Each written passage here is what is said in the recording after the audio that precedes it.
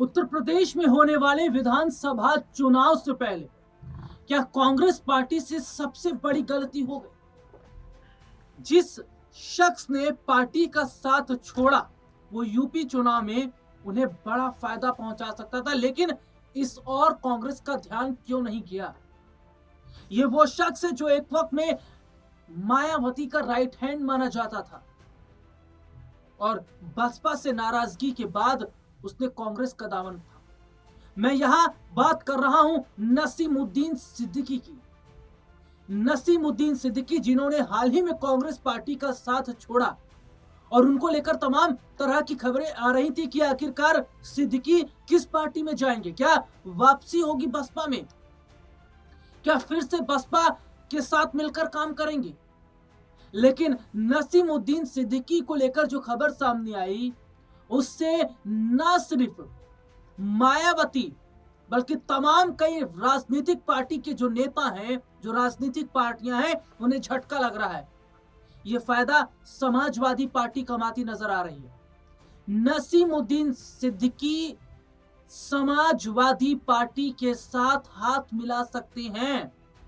और नसीमुद्दीन सिद्दीकी कौन हैं, कितनी बड़ी वो ताकत रखते हैं, इसको भी मैं अपने दर्शकों को बताऊंगा, जिसे ध्यान से सुनिएगा कि नसीमुद्दीन सिद्दीकी सपा में होंगे शामिल और कांग्रेस उन्होंने जब छोड़ी तो उसके बाद में सियासी हलचलें बढ़ रही थी और सिद्दीकी कैसे मुसलमान वोट बैंक को एक साथ एकजुट करने की ताकत रखते हैं और इसका बड़ा फायदा समाजवादी पार्टी उत्तर प्रदेश के विधानसभा चुनाव में जो है पूरा फायदा इसका लेगी।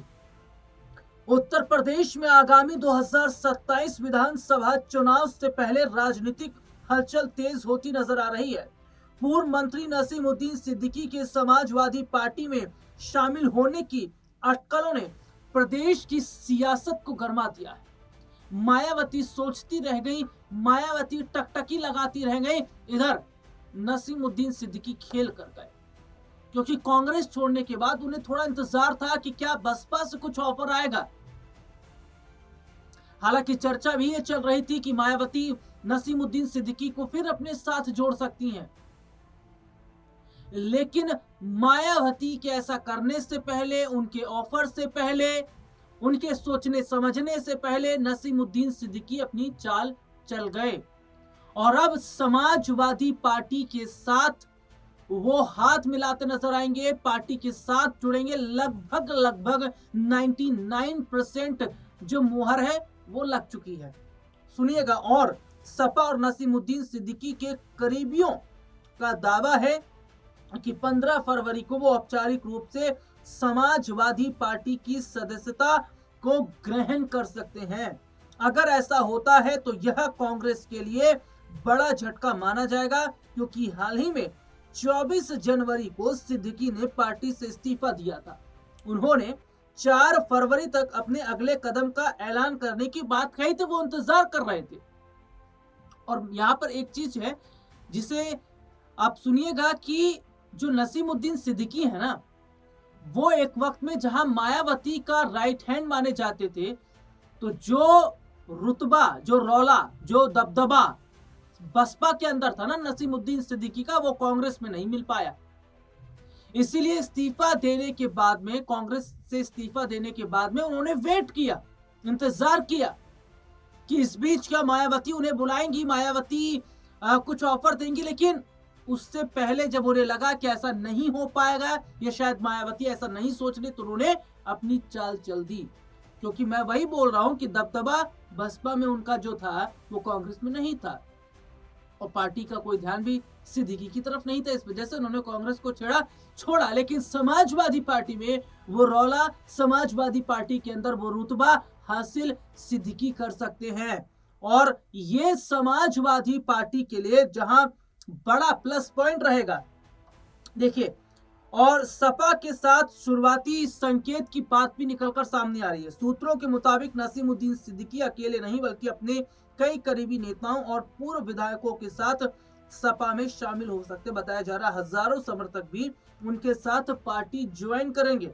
सपा अध्यक्ष अखिलेश यादव स्वयं उनसे सदस्यता दिला सकते हैं।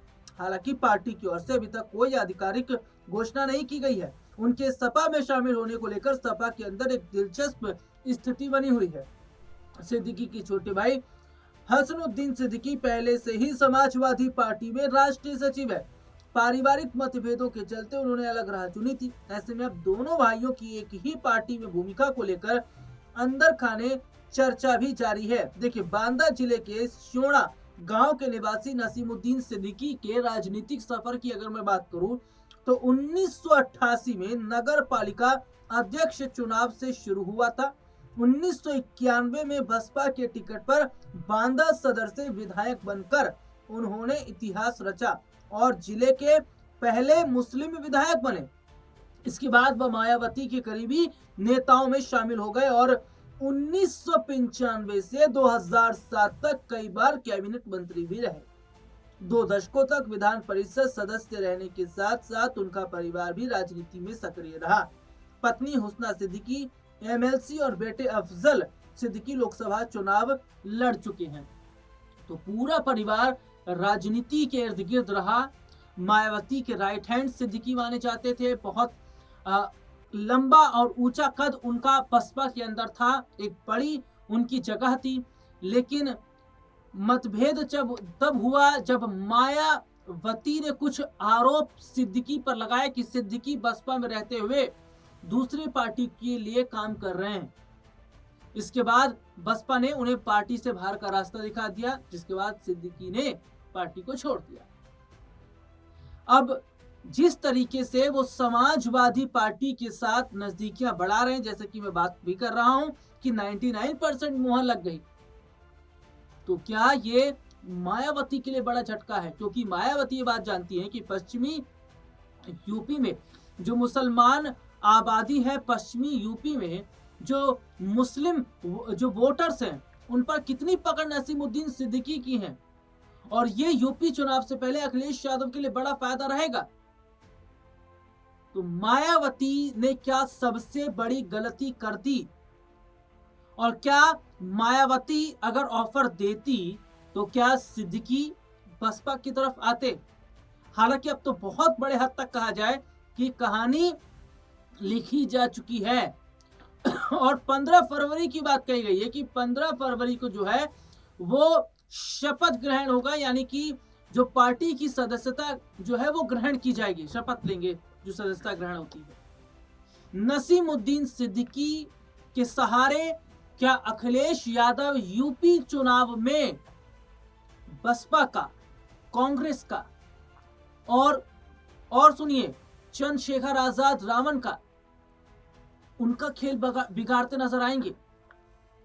और क्या अगर पश्चिमी यूपी के मुसलमानों को अपनी तरफ करने में कामयाब रहते हैं अखिलेश यादव, तो क्या ये बीजेपी के लिए सबसे बड़ा सरदर्द रहेगा? क्योंकि देखिए, समाजवादी पार्टी का कुछ वोट बैंक ऐसा है जो तगड़ा है, यादवों का वोट बैंक, मुसलमानों का वोट बैंक, इसके अलावा आप देख लीजिए दलित जो है वो भी वोट बैंक इनको मिलता है।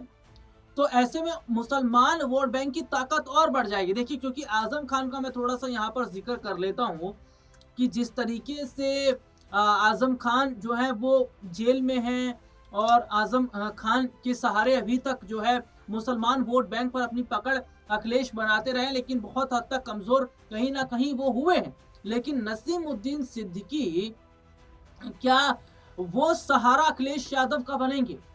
और क्या आजम खान की तरह नसीमुद्दीन सिद्दीकी भी मुस्लिम वोट बैंक को सपा की तरफ लाने में अगर कामयाब होते हैं तो ये सबसे बड़ा यूपी चुनाव में समाजवादी पार्टी के लिए फायदा रहेगा? और क्या वाकई मायावती के सपने चकनाचूर हो गए, टूट गए? क्योंकि वो देखती रह गई, वो सोचती रह गई, और इधर सिद्दीकी ने अपना प्लान तैयार कर लिया और आखिरी मोहर भी लगा। अब देखना होगा कि क्या सिद्दीकी अखिलेश यादव के राइट हैंड बन पाएंगे जो एक वक्त में वो मायावती के। फिलहाल इस प्रोग्राम में इतना ही, फिर आपसे दोबारा मुलाकात होगी, तब तक के लिए इजाजत दीजिए।